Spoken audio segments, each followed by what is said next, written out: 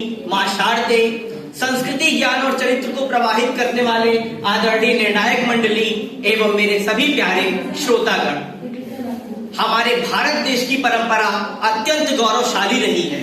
हमारे भारत देश में उसके ज्ञान, विज्ञान और कहीं न कहीं आध्यात्मिक शक्ति के भरोसे समस्त पूर्वजों ने अपना योगदान दिया है और ये सब संभव हो पाया है हमारे पूर्वजों के भगीरथ प्रयास से। उनके ज्ञान, तपोबल और आध्यात्मिक शक्ति से आज की नई पीढ़ी डिजिटल युग में विकास रथ पर सवार होकर प्रवेश कर चुकी है।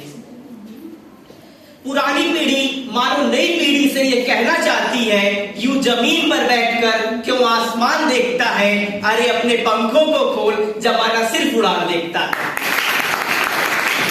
पंखों को खोलकर जमाने को उड़ान भरकर दिखाने का नई पीढ़ी के लिए यही समय है, सही समय है।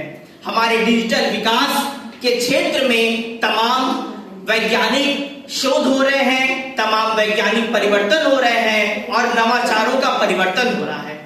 कहीं ना कहीं विरासत के अगर भाव से विकास की शिखर की यात्रा तय करनी है तो उसका आधार हमारी नई पीढ़ी के लिए डिजिटल युग ही है। डिजिटल युग जिससे हम समझते हैं कि वास्तव में पुराने समय में डिजिटल युग का अर्थ ही है गणनाओं का उचित परिमार्जन, क्योंकि डिजिट छिपा हुआ है इसमें। डिजिट का मतलब अगर गणनाओं का उचित परिमार्जन हो रहा है तो हम विचार करके ये देखते हैं कि पुराने समय में वैज्ञानिक प्रगति क्यों नहीं हो रही थी, क्योंकि कहीं ना कहीं हमारी डिजिटल जो आंकड़े थे उसका सही परिमार्जन नहीं हो पा रहा था।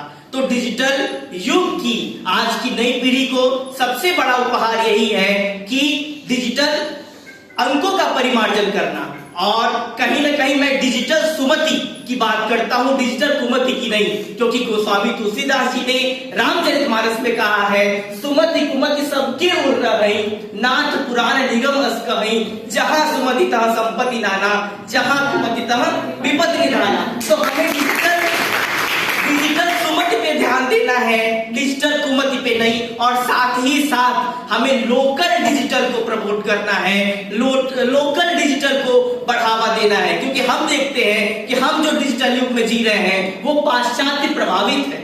तो यदि अगर हमारी लोकल डिजिटल युग में हम प्रवेश करेंगे तो हम अपने राष्ट्र, अपना स्वयं का विकास करते हुए, समाज के लिए तैयार होकर, राष्ट्र सेवा की भावना को प्रबल करते हुए कहीं ना कहीं विश्व कल्याण की बात सोचने के लिए समर्थ होंगे। तो हमें डिजिटल विकास के साथ साथ, डिजिटल परिमार्जन के साथ साथ डिजिटल सुमति को अपनाना अत्यंत आवश्यक है।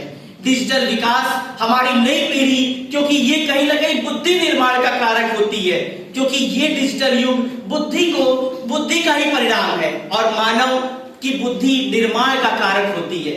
लेकिन उसका उपयोग कैसे करना है ये हमारे विवेक पर निर्भर करता है। तो हमें विवेक परक डिजिटल युग में नई पीढ़ी के दारोमदार को समझना है और उसे अपनाते हुए आगे बढ़ना है। हम डिजिटल विकास ऐसा क्षेत्र है जहां पर हमारी नई पीढ़ी का जो विकास है वो आने वाले समय के लिए, हमारे भविष्य के भारत के लिए, नए भारत के लिए, नए उमंग को उत्साहित करने वाला है, उसे प्रोत्साहित करने वाला है। और ये अगर हम विकास रथ पर सवार होंगे, अपने विरासत को मानते हुए विकास शिखर पर पहुंचेंगे तो निश्चित रूप से विकसित भारत के लक्ष्य को प्राप्त कर सकते हैं। डिजिटल विकास हमारी नई पीढ़ी के लिए आज एक उपहार है। कहीं ना कहीं जो आज का नवाचार है, वैज्ञानिक परिवर्तन है, वैज्ञानिक शोध है, इसके मूल में कहीं ना कहीं डिजिटल युग है। और इस डिजिटल युग का जो कर्णधार है, जो ध्वजवाहक है, वो हमारी युवा पीढ़ी है, वो हमारी नई पीढ़ी है। तो हमारी नई पीढ़ी का दायित्व बढ़ जाता है, जहां पर हमें डिजिटल विकास के साथ साथ डिजिटल युग को आगे बढ़ाते हुए अपनी बातों को और कहीं ना कहीं विकास रथ पे, विकास की यात्रा को तय करना है, डिजिटल सुमति को अपनाना है, डिजिटल कुमति को नहीं। और इस परिमार्जन को विशेष ध्यान रखते हुए आज की नई पीढ़ी को डिजिटल विकास की यात्रा तय करनी है। और डिजिटल विकास एटीएम से पेटीएम तक समझाता है, एटीएम से पेटीएम तक पहुंचाता है, क्योंकि कहीं ना कहीं कुछ वर्ष पूर्व जिसको एटीएम की जानकारी नहीं थी, आज वो पेटीएम यूज करता है, वो रेहड़ी वाला, वो गुमटी वाला आज पेटीएम यूज करता है। इसके लिए कहीं ना कहीं डिजिटल युग का ये सबसे महत्वपूर्ण योगदान है। इन्हीं शब्दों के साथ मैं अपनी वाणी को विराम देता हूं। जय हिंद, जय भारत, वंदे